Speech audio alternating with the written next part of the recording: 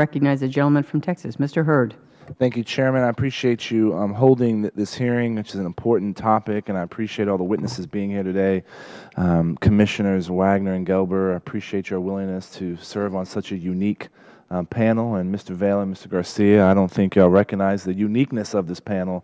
It's rare to get members of the public and the private sector on the same panel. So this was the hearing topic, I appreciate Department of Homeland Security agreeing to this. This is an incredibly important issue for my district.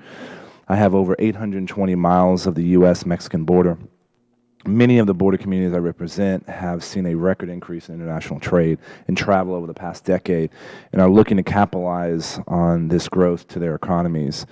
As Chairman Miller mentioned out, average land port of entry being over 40 years old, it's clear the Federal government needs to do a better job at prioritizing funding for modernization and expansion. And despite $2 billion in investment since 2006, there remains a gap of about $4 billion in funding necessary to modernize land ports of entry. And I recognize that traditional appropriations have not kept pace with funding needs, and that's why in tough fiscal times we need innovative funding programs like P3s.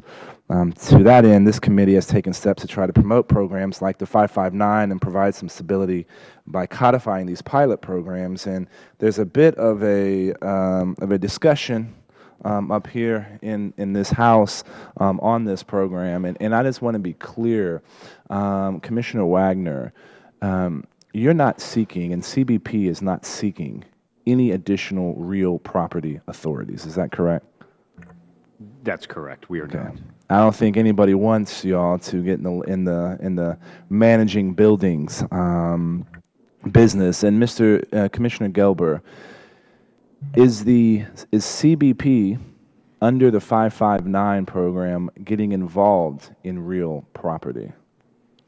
Through our partnership with CBP, CBP focuses on their mission requirements regarding these donations. GSA is interested and looks at the real property implications of possibly accepting a donation. But we have discussions on both topics to ensure GSA is meeting CBP's needs. And if we made this pilot program permanent, would that change any of that arrangement or agreement? It would depend what the specific language of the statute would be, but as it's currently structured, no donation can proceed unless GSA and CBP together decide to accept the donation. That's helpful and clear, and we'll be cutting that video and passing it along to some of my colleagues to make sure that we're clear on that topic, because this is something that we need to do. When we talk about border security, we can secure our border and facilitate the movement of goods and services at the same time. In an increasing challenging environment with budgets and money, one way to grow our economy is increase trade, and we're doing that on our northern and southern border. Mr. Vail, can you tell the committee what expanding these programs would specifically mean for ports of entry like the ones you work with every day? Well, it means we do more business, and we generate more tax revenue for the country, and we enjoy a better quality of life in the United States.